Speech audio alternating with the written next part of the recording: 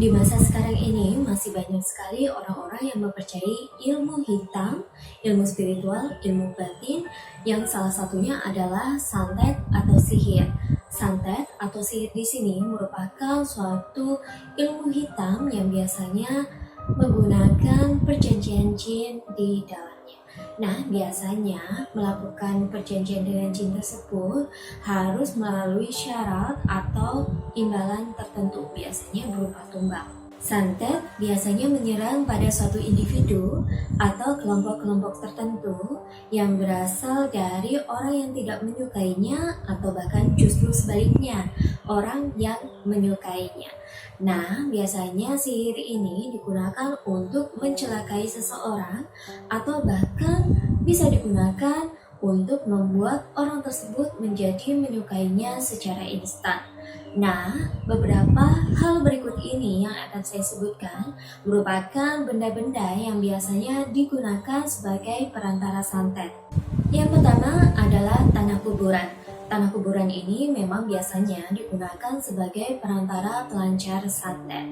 Biasanya tanah kuburan ini akan dibungkus terlebih dahulu dengan kain kafan yang selanjutnya akan dikirim pada malam hari. Biasanya dalam pengirimannya ini orang awam akan melihatnya ada seperti bola api besar seperti itu yang biasanya disebut dengan banaspati. Efek dari santet jenis ini biasanya akan merusak hubungan rumah tangga yang tadinya harmonis, yaitu dengan membuat suasana yang panas dan emosi yang berkepanjangan. Kedua adalah raja.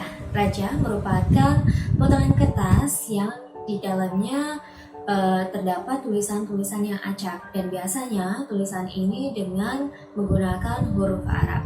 Raja ini kemudian bisa dibentuk menjadi bentuk-bentuk tertentu, bisa menyerupai manusia, bisa menyerupai hewan, dan pola-pola yang lainnya. Yang ketiga adalah buhul. Hampir semua proses praktik ilmu santet pemuncaknya adalah buhul. Buhul di sini merupakan suatu ikatan di mana merupakan bentuk perjanjian antara si penyantet dengan jin santet tersebut. Biasanya buhul ini bisa dengan menggunakan rambut atau ikatan benang dan lain sebagainya.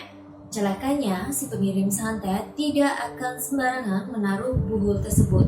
Biasanya akan ditaruh di tempat yang sulit dijangkau. Bisa dengan melarungkannya ke laut, bisa dengan menaruhnya ke atap rumah kosong, bisa juga dimasukkan ke dalam botol lalu dimasukkan ke sumur, dan lain sebagainya.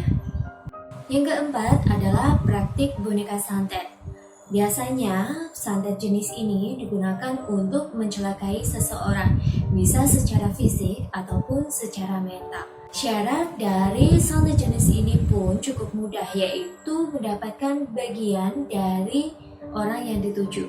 Bisa dengan foto, kuku, rambut, darah, dan lain sebagainya. Kelima, binatang melata atau serangga. Santet tidak selalu identik dengan serangan gaib. Bisa juga dengan serangan masif berupa kemunculan hewan-hewan melata atau mencicikan.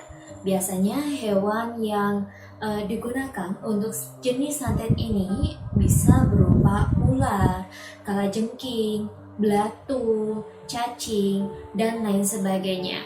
Nah, ular merupakan salah satu tingkatan jenis santet yang biasanya bisa dibilang adalah berupa tingkat tinggi. Nah, kalau misalnya Anda kemasukan ular pada waktu-waktu tertentu dan ini sering terjadi, biasanya muncul di kamar mandi atau di kamar seperti itu, bisa dicoba untuk diusir terlebih dahulu. Kalau sampai 3 kali ular tersebut tetap datang, bisa dibunuh sambil membaca ayat-ayat kursi atau ayat-ayat suci Al-Quran. Nah, itu dulu sedulurku yang bisa saya sampaikan pada kesempatan kali ini. Bagi Anda yang ingin mendapatkan perlindungan gaib dari santet atau sihir, bisa menggunakan pagar gaib dari saya yang bisa Anda konsultasikan terlebih dahulu dengan menghubungi kontak saya di bawah ini. Sekian studioku, saya Mbak Witri undur diri. Salam Rahayu.